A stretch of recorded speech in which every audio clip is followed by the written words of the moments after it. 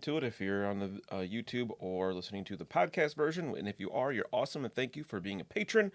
Welcome to a Grim Podcast of Perilous Lore. I did it wrong again. Oh, so close. A Grim stream of Perilous Lore. I guess there's a chance it could be a podcast for you. But in this case, since I stream this every week, that's why we call it that, obviously. Today I'm going to be talking about High Elves, everybody's favorite haughty elves, which I mostly say because I know if certain people join the chat today, there will certainly be some words against the High Elves, but, whatever. Going over the different parts of the lore, obviously there'd be some things that not everybody is in love with. I happen to enjoy High Elves, as they were one of my armies when I played Warhammer Fantasy Battle, and I love those guys. They were great. But yeah, so we'll talk about High Elves. I want to focus on a few of the different provinces of, I don't know if you call them provinces, regions of the High Elves island nation of Ulthuan. And then we'll talk about some major players, major characters, important elves from their nation. Yeah, it's about. And then I got my recommendation of the week, of course, for Black Library. I'll start with what's gaming real quick. I mean, it's kind of the usual. Actually, yesterday we filmed and recorded a bunch more settling the Southlands, which is super exciting. It was a fantastic time. The party got to a portion in the story that I was really looking forward to, and it happened to fall in a nice place with where the episodes were at. I don't want to give away too much at this point, but I was very excited to get where we were yesterday, and it was a great time. You've been kind of giving some hints to that as we've been going through stuff. So that'll be our Patreon exclusive Warhammer Fantasy Roleplay actual play, where we're going to the Southlands with a new party, completely different from a Grim Podcast or Perilous Adventure. I like to think it's happening like in the same universe, but we got a new party, and we have one new player as well. So Danny is playing Bethan, the human physician, who mantra is health is wealth. Stop teasing. I don't think we haven't set a. We haven't. Hello, Bastion. He just asked, "What? Stop teasing. When's it coming out?" We have a release date in mind, but we don't want to announce it until we have one more recording session in to make sure that we don't have to move it in case we miss one, because we want to be able to keep it weekly and not get behind, especially because we only record about monthly. If we miss one, it's a big deal.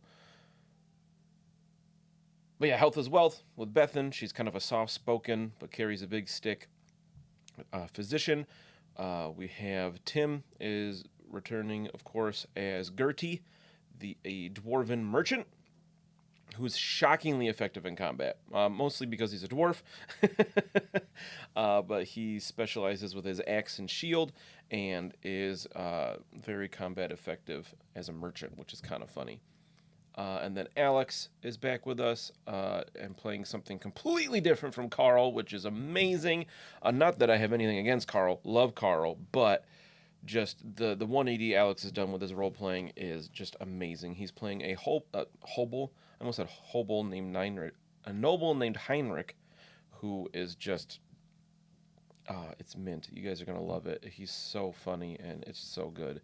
He's funny without trying to be funny, so it's perfect. And then new to the network, kind of taking JB's place. He couldn't join us for yet another show. It was just a bit too much for him, which is completely understandable. We have Jess, who is playing a halfling rat catcher, which I'm so excited to have a rat catcher in the party finally. Her name is Liliana Pine Swoop, which I thought was a great name. So she has actually an average but vicious dog named Vicious. And Liliana is also hilarious in that she has no boundaries of any kind and is just amazing and very good with her sling. But that will be coming out probably in about a month. We're hoping. So I'm not giving a hard and fast release date yet, but I'm going to say month-ish. Cross our fingers we can get another recording session in, and then make sure we're comfortably ahead so we don't miss any weeks in case things come up and we can't record for a little while. So super, super pumped for that. As always, tomorrow, if you're watching this live, Monday nights we have the power phase for gaming. Last week, Tim and I started the brand new Civil War, kind of like mini campaign of like linked games with brand new scenarios. Where we tried to recreate the airport scene from Captain America: Civil War, the movie, as best we could. And it was super cool because it was a completely new scenario that we hadn't seen before, very quite different from the standard array, and it was awesome. Tomorrow, Tim and Taylor are going to throw down a 16 threat with another new scenario. I don't know this one. Haven't looked at it because I wasn't going to play in it. I knew where I believe Tim is fielding Wakanda, and Taylor's going to be playing Cabal. He's actually going to use some crossbones before we get Sin to kind of give him one last try on his own before he has his crutch of Sin, making him much better. But for Warhammer stuff, we got my Black Library recommendation of the week. I actually have this one I still have the copy because it wasn't just my brother's. I have the Defenders of Ulthuan, which just was perfectly appropriate for this week, talking about High Elves. What's interesting, I love about this book is when it first came out, I was like, did they just like re-release a book from the 80s with this cover? Like, it is kind of amazing in its gaudy splendor. I just checked who it was by a minute ago. Now I forgot. Jeff Taylor made this cover, and it looks like something out of an 80s fantasy novel. It's kind of amazing. But this was from 2007, so obviously it's fairly old, but not for Warhammer stuff. Not too far back. You know, a couple weeks ago we talked about things like Drakenfels, which was from the 80s.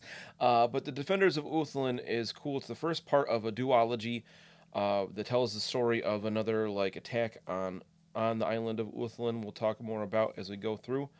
Might as well bring up the map now, because why not? Boop. Got our map of Ulthuan. I always go the wrong way to try to get out of the way of the pictures. And it follows a couple of new characters. I believe they're both from Allarielle.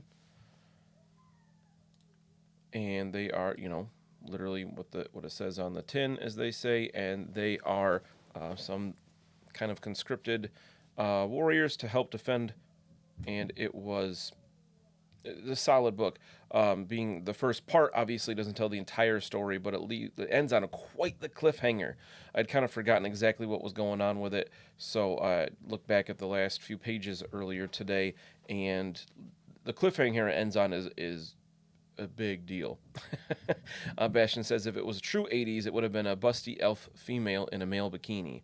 Not wrong. So luckily they didn't go that way. It just they reprinted these in. There's just the Defenders of Ulthuan omnibus you can get with a much nicer cover, more. I shouldn't say nicer, a more modern looking cover. That's a bit more subdued and not so much with the pinks and blues and just that. I feel like there's a particular artist trope of fantasy stuff that I can't remember the name of that it's heavily based on. Clearly.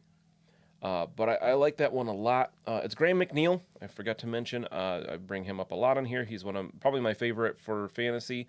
No, he is my favorite for fantasy, whereas Dan Abnett's my favorite for 40K. And he does a nice job with the characters and developing them. And the plots are usually fairly predictable in these novels because it's a culmination to a big battle. This was around the time when GW changed their policy on Black Library books, where instead of around 250 pages, they switched it over to around 400 pages. They wanted to get deeper plots and more character development and things like that, so they changed their policy. So we can see this is a pretty thick book. There's a lot going on in this one, and it's really cool. I liked it because it gave I think at the time it was probably the most insight we had into the goings-on of Ulthuan and how things worked in that nation, and seeing how the High Elves present themselves as these like near perfect things, and of course they're not. They have their own issues and their own politics that ruin everything. and I like that about this book a lot. I thought it was really cool. So definitely recommend Defenders of Ulthuan. It's similar. I feel like it's in a very similar vein to the Guardians of the Forest. It was also by Graham McNeil about the Wood Elves that Taylor and I talked about back in the Ogre episode. Just because I knew that we had both read that one. But the same kind of story where it's kind of big deal, big things happening. That one was a standalone, but this is a two-part.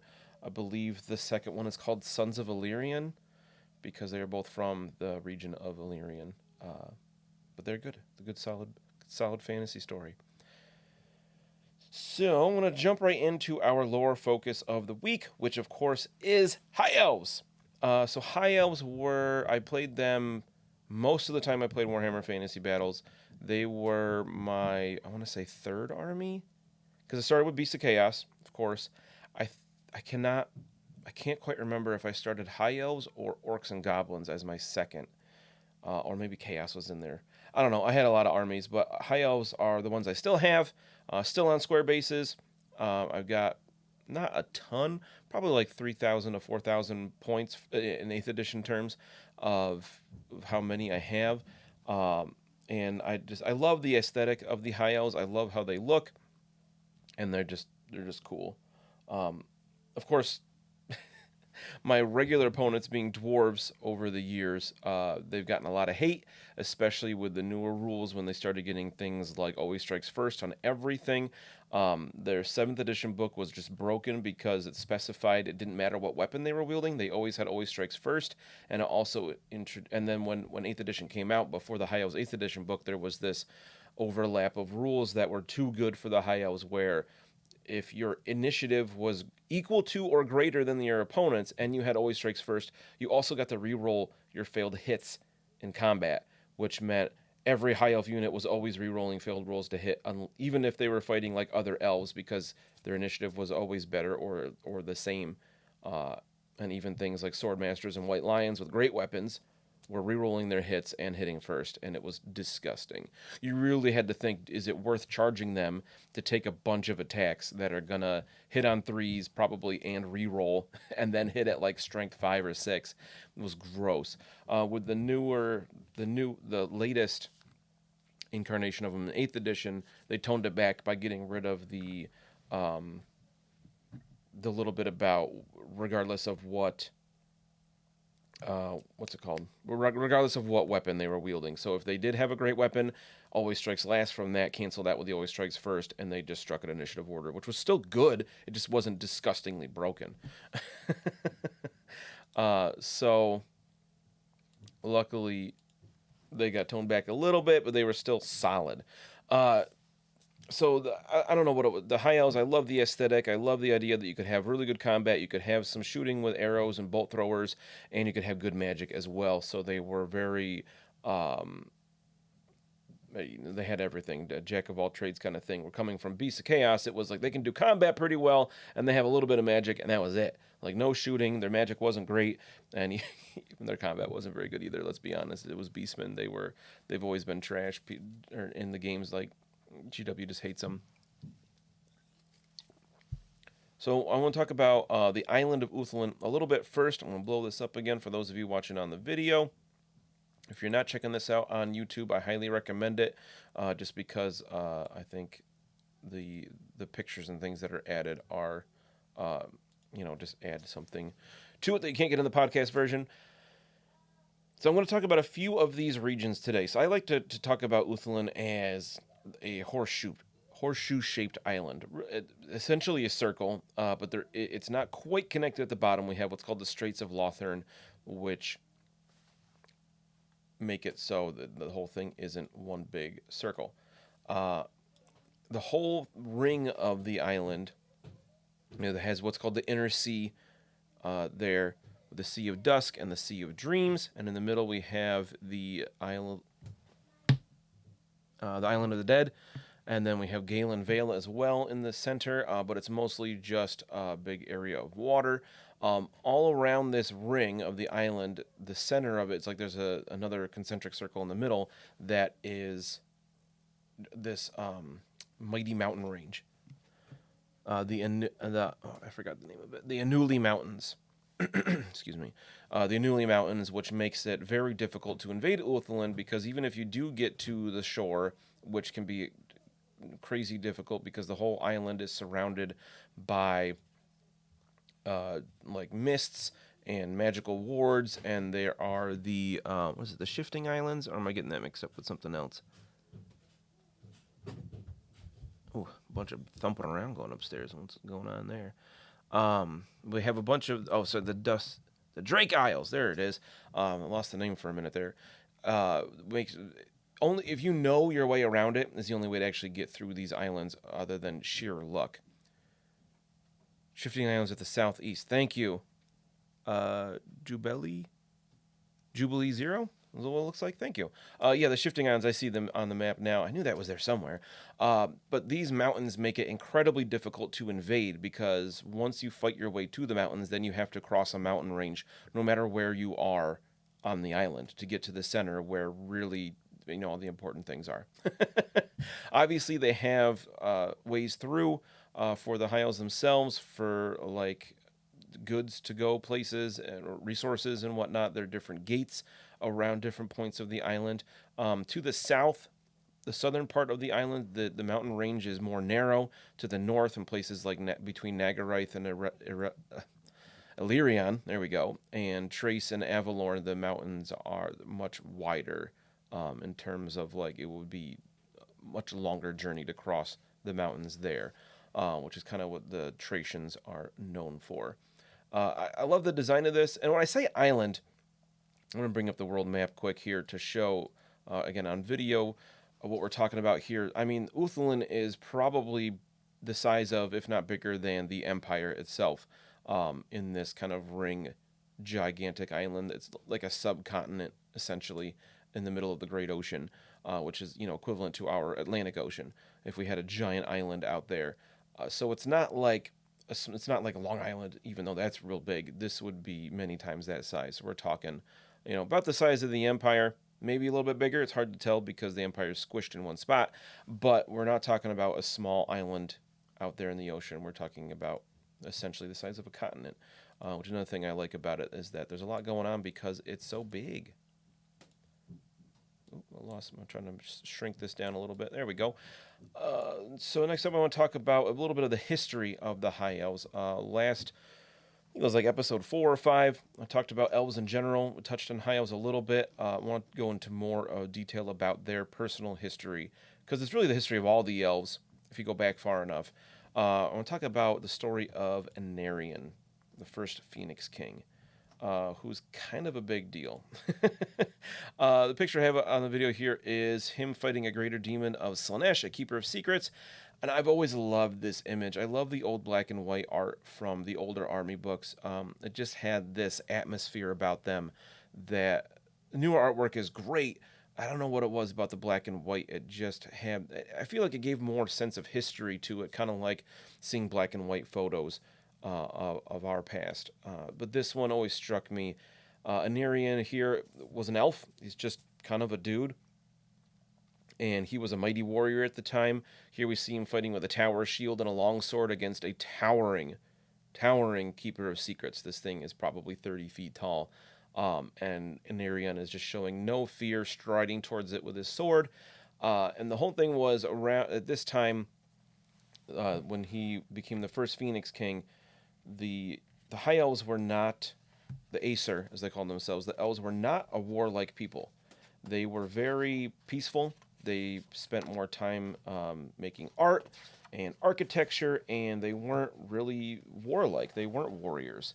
They spent a lot of time learning magics. The old ones granted them a lot of power there, and they were just kind of living out their lives until the Polar Gates, we talked a lot about back in the Albion episode, I believe, and then last couple of weeks we talked about the Polar Gates with special guest Adam Dagna was here.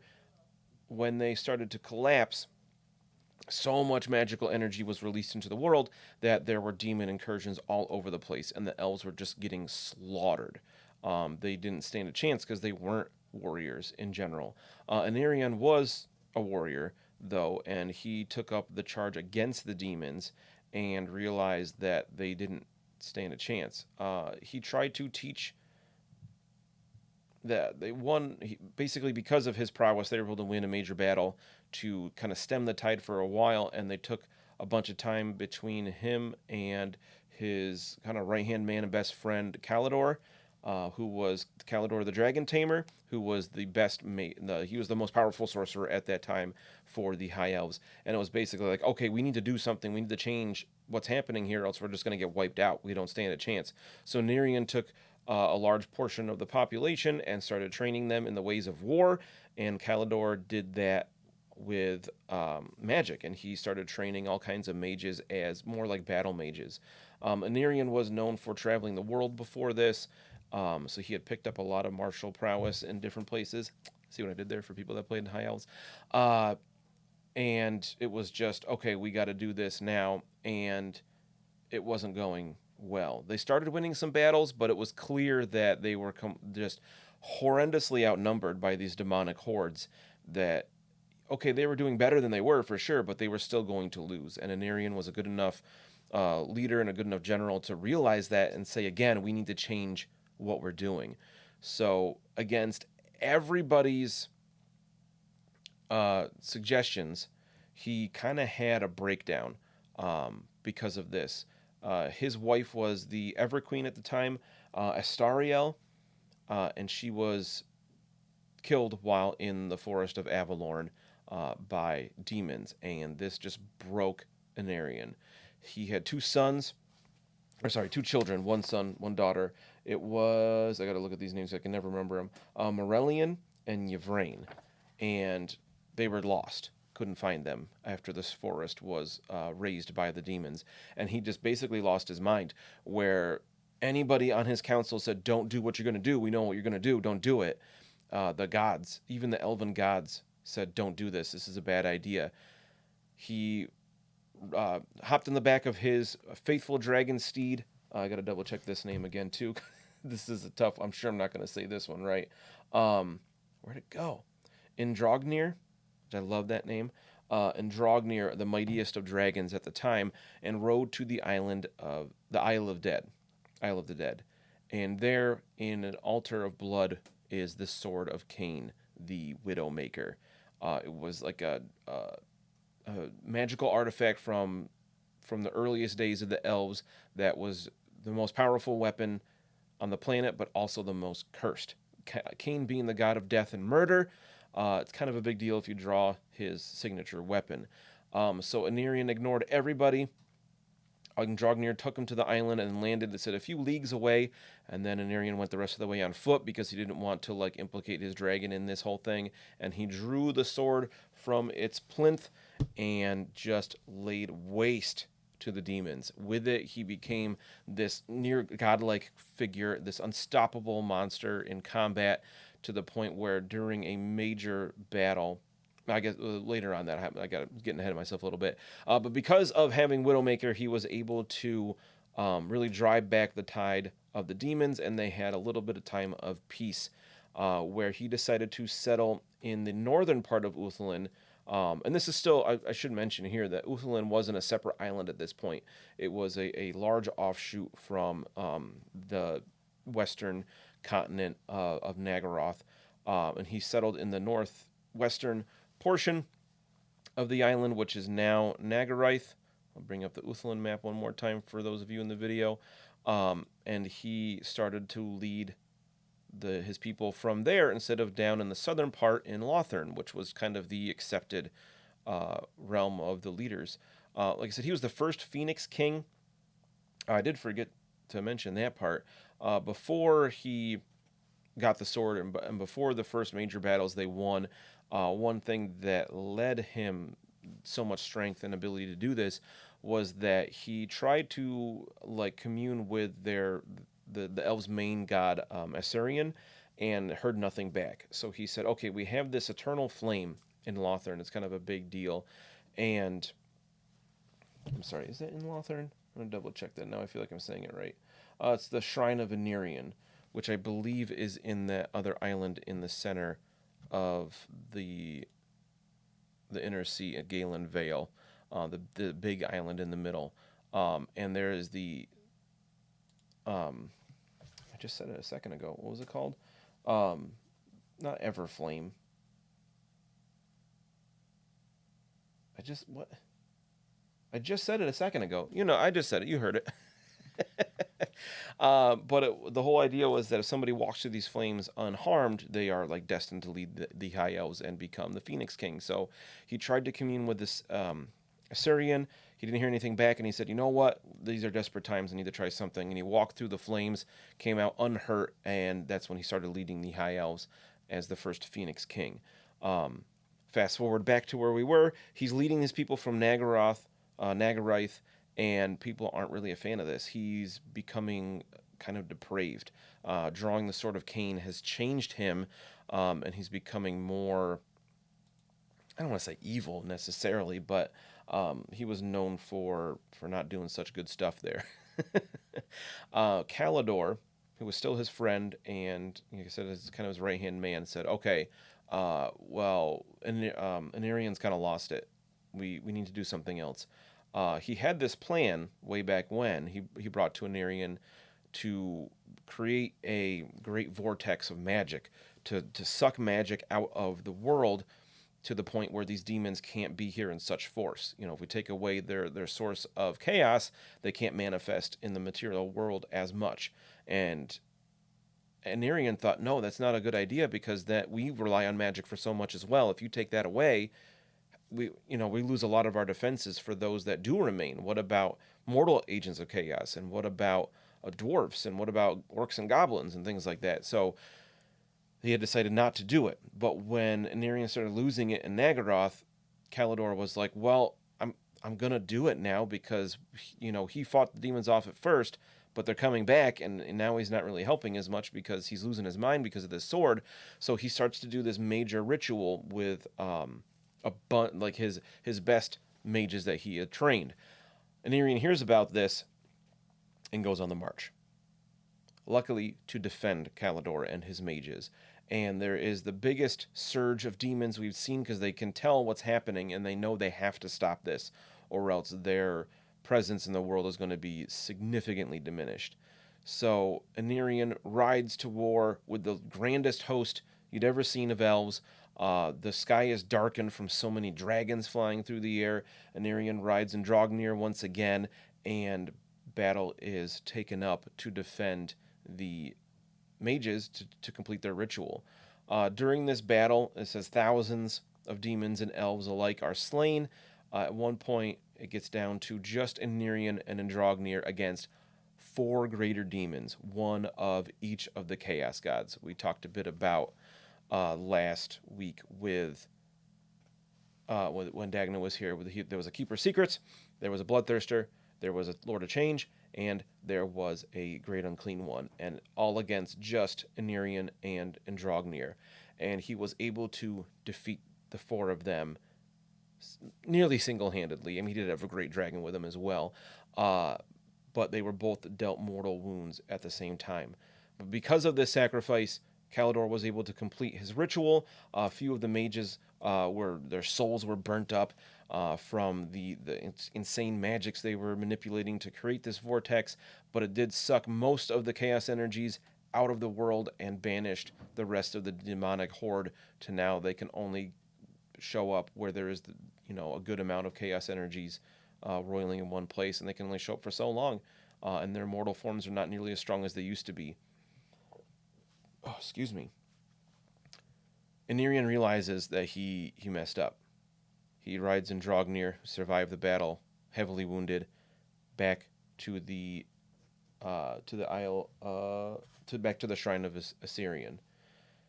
He lands on the island, and Dragnir crashes down and breathes his last. Aenerion limps back to the altar of Cain, returns Widowmaker, and then slowly makes his way back to Andragnir, sits down against his oldest friend, and also passes from the world. Which I really like that part of the story, that he's not like a Sigmar figure. He doesn't rise to become a deity. He is at he is, heralded as the greatest warrior the High Elves have ever seen, but also a curse because of the Sword of Cain. I did forget, while he was ruling in Nagarath, it's kind of a huge deal. He did take a new queen after after I just said the name again a second ago. Again, I lost it. Astariel was killed. He did take a new queen, somebody named Morathai. However you want to pronounce that one. I've heard that a bunch of different ways. Morathai. I like Morathai. And they had a son together named Malkith, who we'll cover in a lot more detail in the future in a Dark Elf episode. Spoiler alert. His other two children did live on. They were secreted away before Astariel kind of saw the attack on the Avalorn forest coming and kind of got the kids out of there. Yvraine did become the next Everqueen after her mother was slain.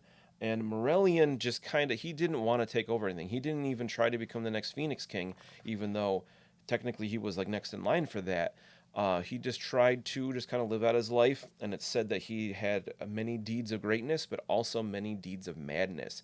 Because of Aenerion taking the sword, he cursed his lineage to this, kind of like the Targaryens from Game of Thrones, where they are equal parts great and mad. So Malarion kind of was destined for that as well. Yvraine being the Everqueen, she was the chosen of Isha, and lived out her time as in that position where she was a great mage and all that. She did not seem to suffer from that. It seems to be only in the male lineage of Aenerion suffered from that. So if you go way, way, way down the line, you can eventually get to descendants of Aenerion, the greatest living elves of we'll say the present of the Warhammer world. Before the end times, we have Tyrion and Teclis. So I tried to find an image out of the book I really like of Tyrion riding his steed into battle with Teclis floating next to him, because as a powerful mage, he can just kind of fly all the time. Now I need to look up Tyrion's horse's name. I don't think it's the same as the Lone Ranger's cousin's horse, because he's just kind of cool name. What is his name? Oh no, it doesn't say it here. I felt like he had a cool name. Does anybody remember Tyrion's horse's name in the chat? As I flip through my armor book real quick to try to find it, I feel like it's listed somewhere. Mount Malhandir. Beat you. Malhandir. The image from this book is Tyrion riding that with his sword. I think Sunfang, which is super cool. Thanks, Tim. Tim suggested Jason as the horse's name. Could have been close. It's almost Malerion. I just said it and forgot it already. Not Malerion. That was their ancestor. Malhandir. I got to double check if his sword's name was Sunfang, because I hate getting stuff like that wrong. Yes, nailed it. Sunfang, which is super cool because he can shoot fire out of it like a flamethrower. Awesome. So Tyrion and Teclis are twins, and physically, as elves, they almost couldn't be more different from each other. Tyrion is the greatest warrior that the race has seen since Aenerion himself, and he is completely unbeatable in combat, essentially one-on-one, with almost anything that he's come up against. His magical equipment also certainly helps with that. Like I said, Sunfang, that it looks like a great sword, but he wields it like a long sword with one hand, even though it's almost, counting the hilt, it's as tall as he is. Like I said, it can shoot fire, and it can just be a flaming sword. He also has the dragon armor of Aenerion. So he wears magical armor that makes him almost untouchable. And he has something called the Heart of Avalorn, which is the forest, of course, because he is the current Everqueen, Allarielle. He is her kind of paramour. I forget the word they use for it is. Not so much like husband and wife, but they're together. He can come back after he gets killed in combat. So it's like a resurrection orb kind of thing. Philosopher's Stone, if you will, that he carries with him to make him even more unstoppable. And he is just like the consummate general, but he has no aspirations to lead, much like his ancestor Malarion. He doesn't really care for that. There's a lot of rumors that he could become the next Phoenix King after Finnebar, the current Phoenix King, but he just doesn't. He doesn't really want to. He wants to live out his life in Avalorn with Allarielle as much as possible and defend the island when necessary. Um, and he does that very well, of course, as the greatest warrior there. Teclis, on the other hand, is sickly, thin. He would have died a long time ago if not for these magical potions he creates to basically sustain his life that he has to drink regularly. He is often known as the greatest living mage. Bastion says so. Tyrion's basically propped up by his stuff, not really hard like his boy Malekith. Malekith's a little bit different compared to Tyrion. We'll talk more about Malekith in a Dark Elf episode in the future. But yeah, I mean, one-on-one, Malekith would probably take out Tyrion just because Malekith is also a very powerful sorcerer of dark magic. But one-on-one fighting, if Malekith couldn't use his magic, I don't think he'd stand a chance against Tyrion, personally. If you're talking just about martial prowess, that's Tyrion's goal. That's Tyrion's game. But Teclis versus Malekith, it's well known that Teclis is a more powerful mage than Malekith. Malekith's just kind of both. He's actually, I always love this little tidbit. Malekith is the only elf in any Warhammer Fantasy battle for 8th edition, the single elf that's toughness 4. Even Tyrion is only toughness 3. Unless there's something in the Wood Elves, which I highly doubt. But like, pure mortal elf that's toughness 4, the only one is Malekith, and I find that really funny. But it's kind of funny because they refer to these guys as his distant cousins because they are. Malekith is one of the sons of Aenerion, and these guys are his descendants. So they are actually directly related, which is kind of interesting. But Teclis is well studied and the greatest living mage at the time before the end times. I specify greatest living mage because his only real competition, obviously there are many that are right up there, but the only ones that they're actually specified in the book is Nagash.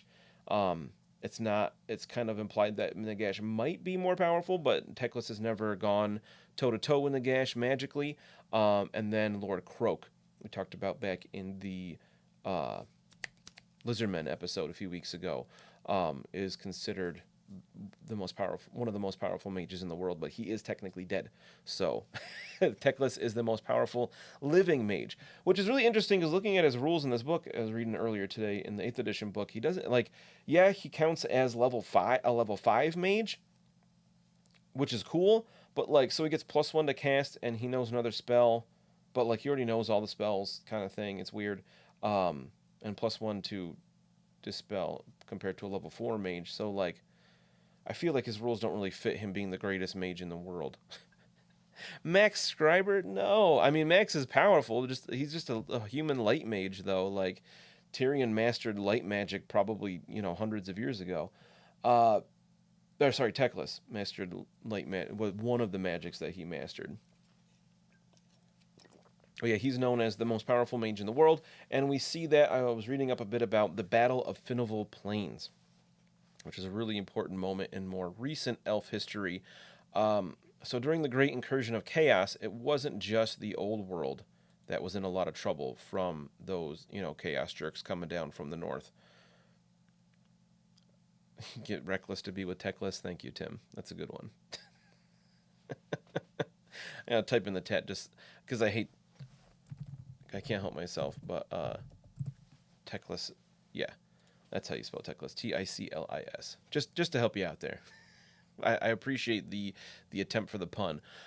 So during the Great Incursion, the elves were beset by demons and chaos warriors from the north, and also dark elves from the northwest. And they got all the way to Avalorn, within the inner ring, I'll call it, of Ulthuan, and were basically wrecking the place. The Everqueen, the current Everqueen, Allarielle, even though we're talking 200 years ago from, we'll say the current, right before, thank you, Tim, that's better. Reckless to get with Teclis again. I like how you spelled Reckless this time. uh, we'll say 200 years ish in the past of the current, just before the end times, because I don't acknowledge that actually happened.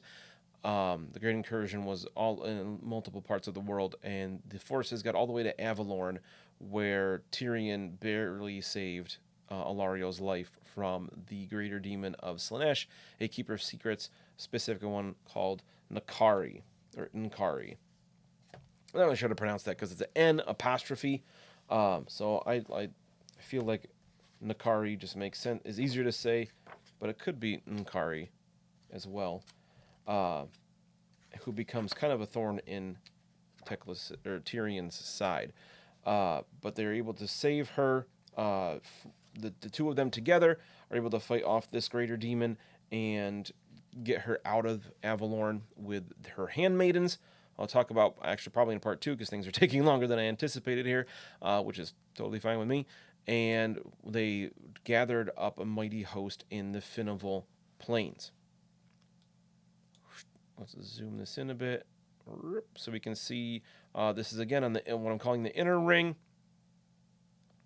And we have the Finnival Plains are on the eastern inner coast, south of Avalorn, and it was just this big old flat-ish area, plains obviously being with that name, and there was a huge host of elves and against, I should say, huge host of high elves against a massive host of dark elves and chaos warriors, mortal and demon alike. And they joined in battle, and even Malekith himself was in this battle. And having Tyrion and Teclis wasn't enough, even having them at this fight. Tyrion was just fighting his way through. He went right down the center of their battle lines and just cut a swath through the enemy, just cutting down anybody that got in his way. The only issue there was that he couldn't be everywhere at once. He was winning any individual battles, but it wasn't winning the war, as it were. Whereas Teclis, while he is an incredibly powerful mage, was spending almost all of his energies and efforts fighting off Malekith's magic. They were basically in a sorcerer's duel.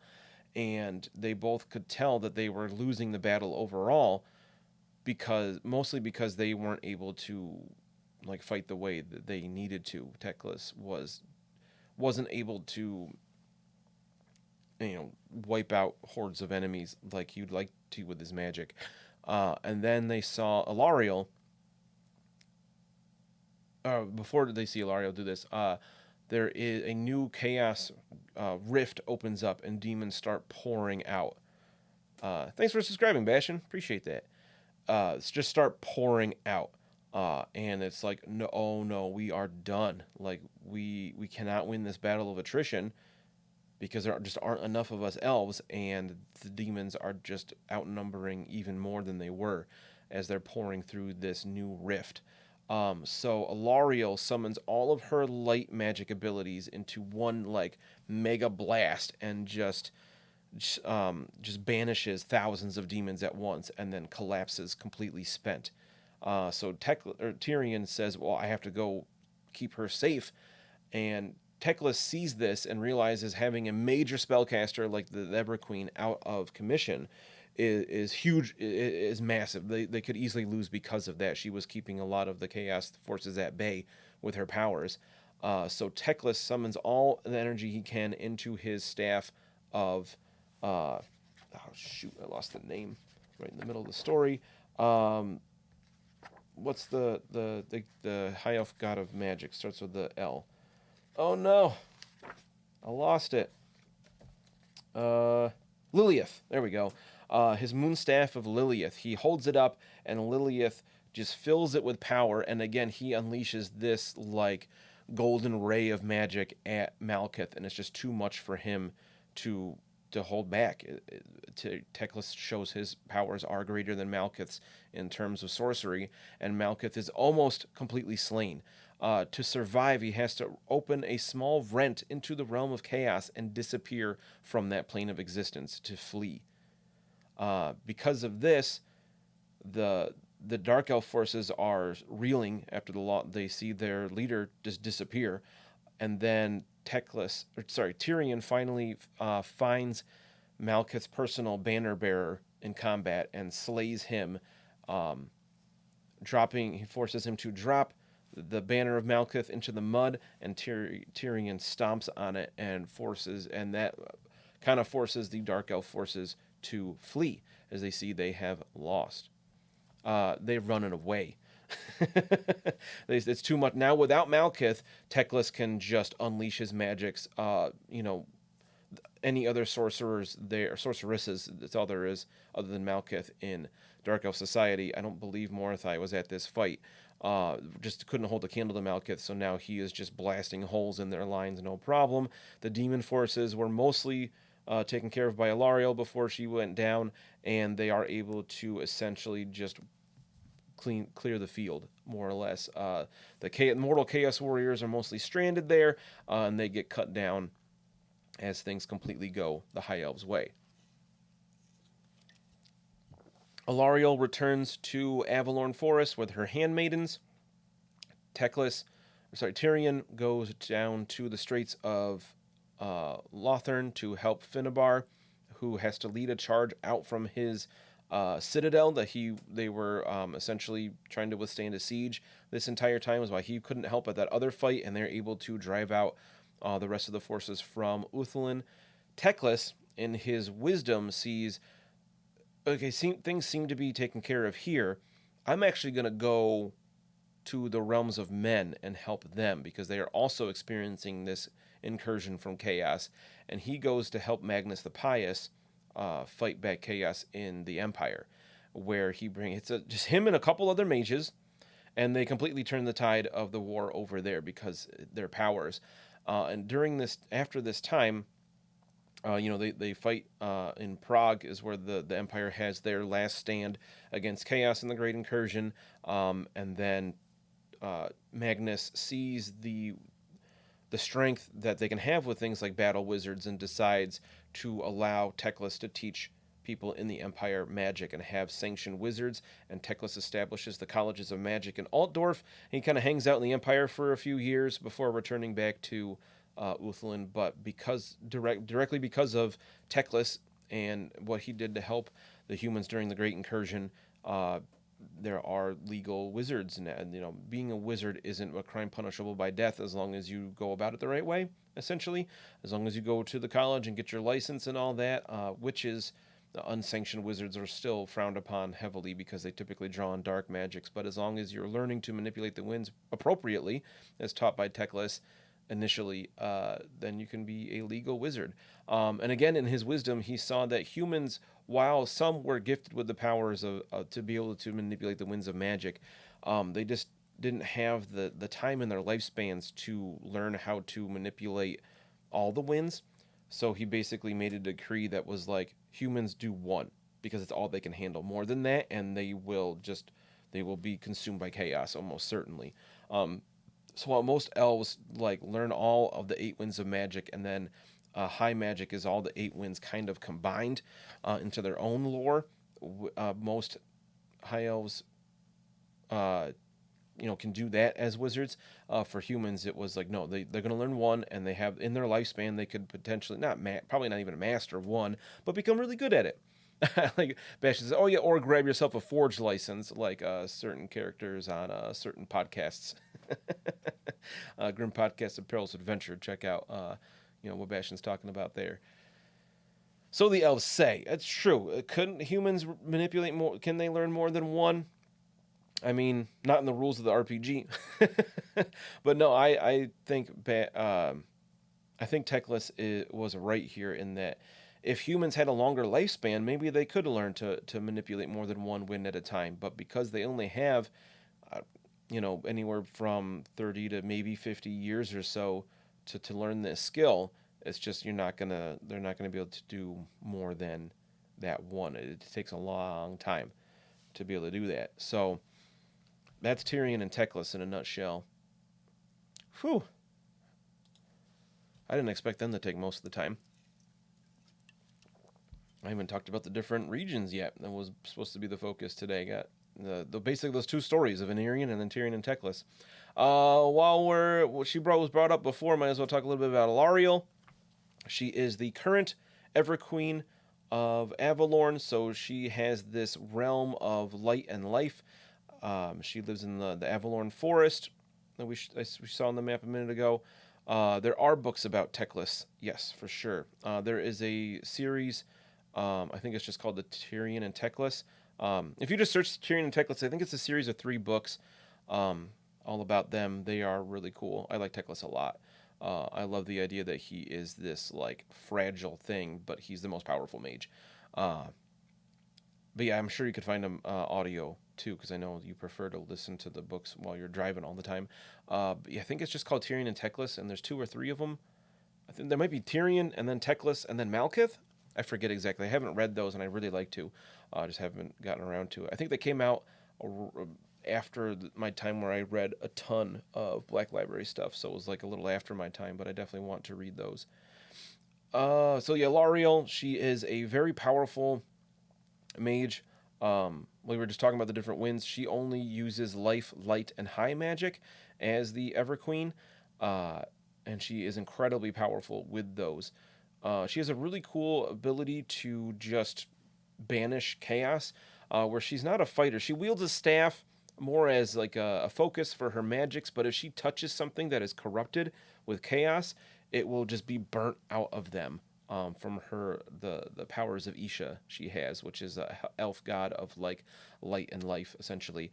I love the idea that the symbol of Isha is a single eye that has a tear coming out of it, because when Aenerion created the elves in their lore, they're created by the old ones, but when the god Aenerion decided that the elfin gods were not going to directly intervene with the elves, they can give them some power, but like Aenerion doesn't show, or Asuryan, sorry, doesn't show up the way like Orion does in Athelorn. We'll talk about in a High Elf episode, or a Kurnos, those kind of things.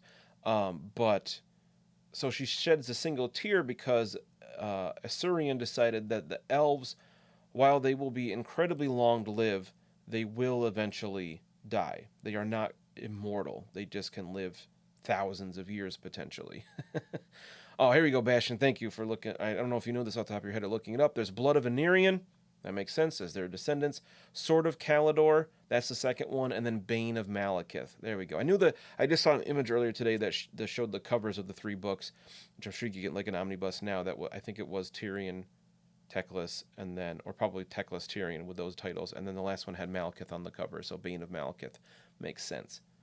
All by William King, which he did the original run of Gotrek and Felix, so I definitely recommend those. I'll have to check that out sometime. Maybe Blood of Aenerion can be a upcoming Patreon book club book.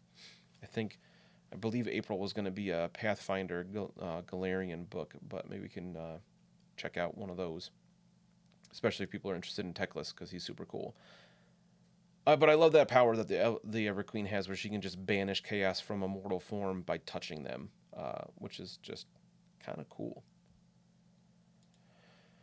Whew. All right, so the other things I was going to talk about today I had planned was some of the major regions. I'll talk a little bit about Safari, a few minutes I got left here. We'll bring up the map of Ulthuan again, and Safari is one of my favorites. It's down in the southeastern corner, I guess you could call it, of the southeastern quadrant, southeastern region of Ulthuan, on the inner ring, we'll say again. It borders Eataine to the south, and then Yvris to the north. And Safari is known for the White Tower of Hoeth, mostly. Hoeth is the god, the elven god of magic, and I love Safari because of the Sword Masters of Hoeth. These guys are really cool. So, the image I brought up here, not only were they the best unit in the game, at least I feel like, Streamlabs, what are you doing? That's not what we're doing now. Just popped up with a thing about us playing Crisis Protocol, but that was Monday. That's silly. So Sword Masters of Hoeth, you might think, we just said it was all about magic, but Sword Masters are masters of the Great Blade. And they are like warrior scholars. and they spend all this. They're the defenders of the Tower of Hoeth, where it's basically a great library that houses all kinds of knowledge from around the world, from thousands and thousands of years. Because I did forget to mention that the time of Aenerion, way back in that past, we're talking almost 5,000 years before um, the founding of the empire. So we're talking like 6,000, or sorry, it's like 7,000 plus years back from the present. But Swordmasters, I love these guys. They wear full chainmail armor, and they wield these huge great swords that are as tall as they are. And since they're elves, that's impressive. But they wield them with such grace and dexterity and strength that they typically are not slowed by it. And they can just slice through the enemy, no problem. I like to think of them similar to the opening scene of Lord of the Rings, the Fellowship of the Ring, where the elves are all lined up, holding their swords up, and the orcs are just charging at them. And then as one, they swing this, they do that cool flip of the sword and slash up. And to me, that similar. Their swords weren't as big as Greece as the sword masters, but I just love the idea of the warrior scholars, and they are incredibly intelligent, but they are also amazing warriors. If one of them were to fight in the Empire, it would be like, I'm sure they would just, they would defeat anybody. Almost any human warrior would have almost no chance against a single sword master in like honorable combat. We've been reading Brunner the Bounty Hunter for our book club book of the month. Somebody like him might be able to win because he would just shoot him in the face as the elf like readied for battle. Good old like Indiana Jones moment where the guy's swinging his sword around, being all impressive, and Jones just blasts him with a pistol. I like these guys a lot. As they increase in the ranks, eventually they can, or if they are mages as well, they can eventually become a sword master, or sorry, a lore master of Hoeth, which are sword masters that are also master mages. Did you put that in the chat just before I said it about Brunner and Bastion? Because that's kind of awesome. A little delay in the chat. I saw it after I said it, but I feel like we probably said it at the same time. So lore masters. Now that I look at this picture, I feel like, isn't that Teclis? I just Google search lore master, but I think that's an image of Teclis, who's not quite a lore master himself, but maybe it's not. It looks similar, but I don't think it's this. Well, look at that staff. Is that the same thing? Yeah, that's Teclis. Whoops. So lore masters are essentially sword masters that are also very accomplished mages. I loved them in fantasy battles because they were essentially a hero level sword master that also knew all of the signature spells of the 8 lores of magic, which was really cool. They were really versatile. They could do all kinds of different stuff. And I just love the idea that they are, mages and warriors, and they're really good at both. Because they're high elves, they live so long they can master many different forms of combat. In this case, it was fighting with a great sword specifically and magic, which is just awesome. All right, so next week I plan on this being part 1 of 2, but it looks like it's going to be more than that because I also had, just as a P, I'm going to talk about the White Lions of Trace. I was going to talk about the Phoenix Guard, who are just awesome. That was going to be for today, but looks like we're, I'm going to say out of time, being about 2 o'clock, keeping this to an hour, partly so I don't just go forever. I could talk about I could just keep going on High Elves and do it in one episode, but then it would be like 3 or 4 hours long, and my throat can't handle that talking that long. So, thank you so much for joining. I believe next week, I'm going to take off from the stream for Easter, spend time with family all day. But 2 weeks, we'll be back to part 2 of the High Elves. We'll talk more about the different regions. Other than Safri, we'll definitely talk about Trace. We'll talk about the Phoenix Guard, what their deal is, why they're so cool. We'll talk a bit about Calidor, named after the Calidor Dragon Tamer. Probably talk a bit about Aetherion the Grim, because I really like his story. And probably be more parts than just 2 for High Elves because there's a lot going on there. Otherwise, Sunday starts off our week here at the Professional Casual Network with this show, of course. If you're watching this or listening to it later, don't forget to come hang out 1 o'clock Eastern Standard Time on Sundays. Otherwise, this goes up on the YouTube 2 weeks later. And the podcast version is available on our Patreon at patreon.com/professionalcasual. Get access to our Patreon RSS feed, as well as our awesome Discord, which I've got messages I got to catch up on since I've been doing this stream. It's fantastic. Love the Discord community. Tons of nerd stuff going on there. It's fantastic. And then Mondays, we've got the Lost Omen podcast, a regular release, where Danny is the GM, running 5 of us knuckleheads through the Extinction Curse adventure path, which is so much fun. Oh my god, my face hurts from laughing every episode. If you're not in the actual plays, check it out because it's worth it just for the laughs. Even if you don't know anything about Pathfinder, who cares?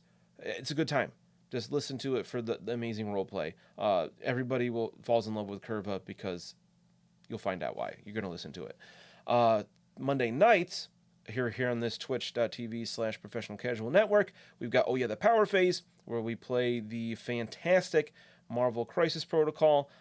This week, Tim and Taylor are playing the second game of the Civil War kind of mini campaign that came out at the AMG's mini extravaganza the other day or last weekend. And I believe Tim is playing Wakanda and Taylor is playing Cabal. So if you are upset that we haven't played Crossbones as much, you'll get a chance to see him. Tuesdays. Also, we have our... Wait, did I roll wild? Our newly coined term Pavlog, thanks to Big Chuck, where it comes out in the podcast version with the same name and a video on YouTube where we talk about Marvel Crisis Protocol. This coming episode is all about all those crazy drops we got at the mini extravaganza. Talk about new models we saw that aren't going to come out for who knows when. We got cards for characters coming out like this summer, which is amazing that we saw them so early. We talk about Mysterio and Carnage and Amazing Spider-Man, different from just Spider-Man. Tons of stuff. With super bonus episode. There's so much to talk about. I think it's like an hour 45 minutes. Great stuff. That is me, Tim, and Big Chuck talking that show. Me and Danny kind of take turns being on that show because she plays she plays Marvel Crisis Protocol now on Oh Yeah, the Power Phase. Wednesdays is Patreon Appreciation Day, where we get bonus content on Patreon. In addition to all of our regular shows, have video exclusive to Patreon for the Lost Omens podcast, Grim Podcast, Perilous Adventure, and Elite 8 Showdown. In the next, like we were talking at the top of the episode, in a month-ish, sometime relatively soon, Wednesdays will also be the day for Settling the Southlands, the Patreon exclusive podcast and video actual play show. Super excited about. Thursdays is a Grim Podcast of Perilous Adventure, which is me running the crew through The Enemy Within and Warhammer Fantasy Roleplay 4th Edition. It's an awesome time. It just keeps getting better all the time. The roleplay is just top notch. I don't even know what to compare it to out there in terms of the roleplay. I think it's just stellar. I feel like as we are growing, I think in terms of the quality of the show, we can definitely run with the big boys, right? If you like Critical Role, whatever, we're better than them.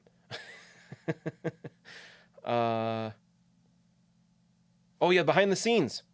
I didn't want to say it just in case it wasn't definitely coming out on this coming Wednesday. Behind the scenes about book 1 of The Enemy Within is dropping, where we go over some things that the party may have missed. Kind of full spoiler-filled episode bonus content talking about what happened in The Enemy Within. I know there are a few people in the Discord that have been asking about, like, so what was actually going on there? Because obviously the party didn't uncover everything on a Grim Podcast of Perilous Adventure, but we go over that in the show. We talk about some awesome patron questions as well, that some really good questions, and we just have a blast talking about it while JB was stuck at Stewart's. Friday is Elite 8 Showdown, where Big Chuck and Tim go head-to-head talking about 8 subject bracket every week about all kinds of different stuff. I just had an idea the other day I wanted to pitch to Big Chuck about what dinosaur would win in a fight. I think that'd be a fun episode, just because my son, who's almost 3, has been super into dinosaurs lately, so that's all I see on the TV. He made me draw a dozen T-Rexes on our dry erase board the other day. So I think that'd be a fun bracket to go. What dinosaur would win in a fight?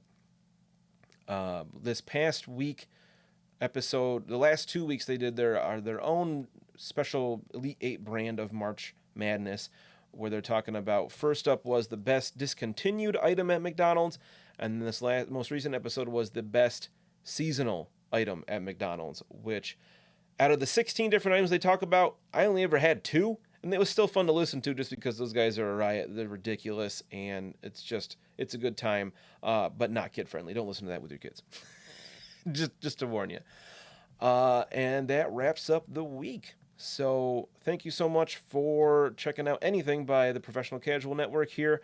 After High Elves, that's all I had scheduled ahead of time. Obviously, there's plenty of other things to talk about, but I'd love to hear some requests from listeners. You can email us at theprofessionalcasual@gmail.com or comment on the video on YouTube. I check those regularly.